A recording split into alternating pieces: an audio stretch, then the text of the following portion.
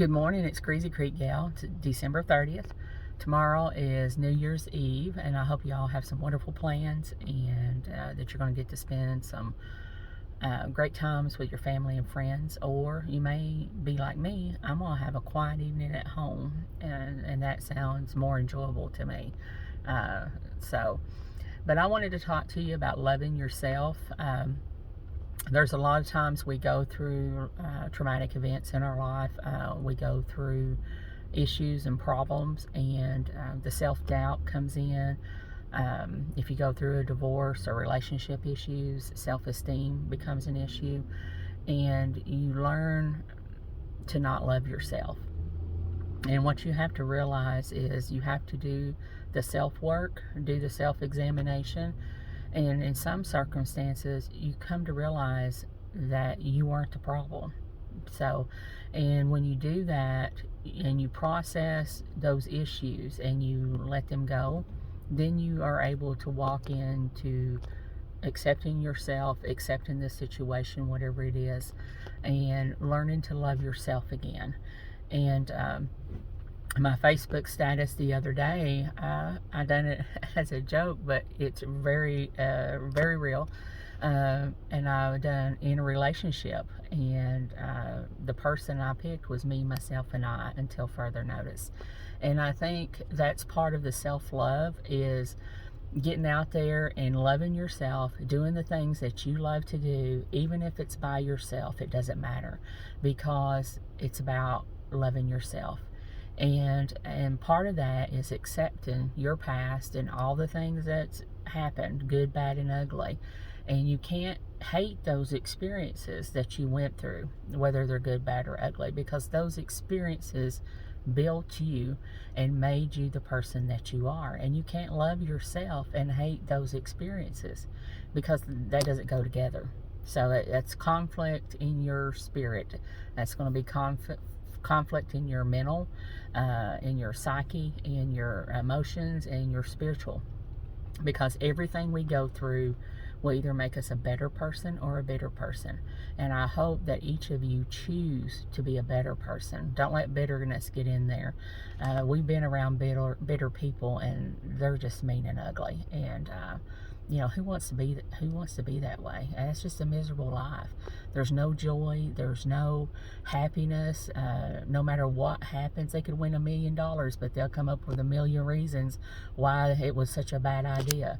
When you're around bitter people, they're like vampires. They just suck the life right out of you. And when you get around those people, you feel, and when you walk away, you feel drained, and some of that negativity gets on you, and you're like, get that off. I don't want that on me. And so I want you all to really think about this new year. I don't do resolutions. No, those things are a joke. But this new year, it's about taking care of me, self-love, and doing the things that I love to do. And if I do those by myself, I'm happy. I'll go out and eat by myself. And let me tell you, if you never went and dined by yourself, you're really missing out. That's a whole level of self-confidence. It's a whole nother level of joy and happiness. You walk in the restaurant, table for one, and they may look at you like, what? Because they're not used to people doing that. But when you sit down at that table and you're there, and you don't have to talk to anybody, you don't have to entertain anybody, you may have a book with you, you may have a book on your phone, and you're just sitting there enjoying the moment, and you're just totally free. It's a freedom that you have to experience it. Now, the first couple of times you do, it's going to be kind of awkward, because you're going to get stares and all this and that. But you know what? The more you do it, the better it is, and the more you will enjoy it. Trust me. You date yourself. Take yourself out to your favorite restaurant. Take yourself out to your favorite place that you like to go. Like for me, I like getting out in nature and hiking and exploring different trails and parks and stuff. I go by myself. You know what? I enjoy it, because if I want to sit in a stump in the middle of the woods and sit and write a poem, or jot down my thoughts, or sit there and pray and meditate and just talk to God and just pour out my heart, I don't have to worry about anybody sitting next to me thinking, what's wrong with this chick? She's done lost her mind. So to me, getting out and taking care of yourself and learning to love yourself and accept yourself in the situation, the circumstances you're in, not hating any of the experiences that you went through, because those experiences have shaped you and they have made you the person that you are. And so you can't love yourself and hate the experiences that you had. And so that's my advice to you today, is to, this new year, take care of yourself. Date yourself. Take yourself to your favorite restaurant. Take yourself to your favorite places, whether that's in nature, to a movie, whatever, to a spa, whatever you like to do. Date yourself. Love yourself. Accept what is, and be willing to embrace what's to come. Because you know what? 2023 is going to be the best year yet for a lot of us.